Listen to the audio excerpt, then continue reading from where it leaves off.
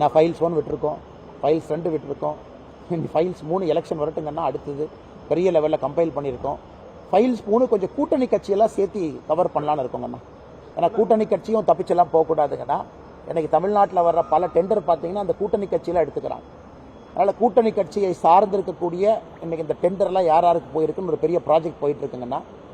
தமிழ்நாட்டில் திமுக வந்த பிறகு இந்த 3 ஆண்டு கால டெண்டரை முழுமையாக அனலைஸ் பண்ணுறோங்கண்ணா. கம்ப்ளீட்டாக எவ்ரி சிங்கிள் டெண்டர் இஷ்யூட், அது யாருக்கு போயிருக்கு, எந்த கம்பெனி தமிழ்நாட்டில் எடுத்திருக்காங்க, அவர்களுக்கும் ஆளுங்கட்சி அமைச்சருக்கு என்ன சொந்தம். பெரும்பாலும் பார்த்தீங்கன்னா மாமா மச்சன் சித்தப்பா பெரியப்பா தான் இருக்கிறாங்க.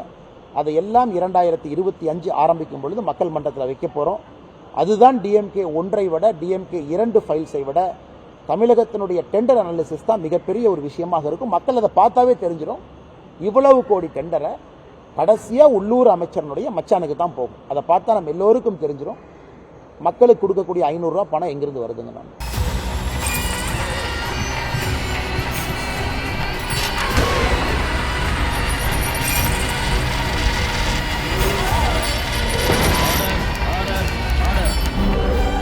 நிகழ்தகவு குற்றங்களின் மறுபரிமாணம் நாள்தோறும் இரவு 10 மணிக்கு இணைந்திருங்கள் நமது நியூஸ் தமிழ் தொலைக்காட்சியோடு.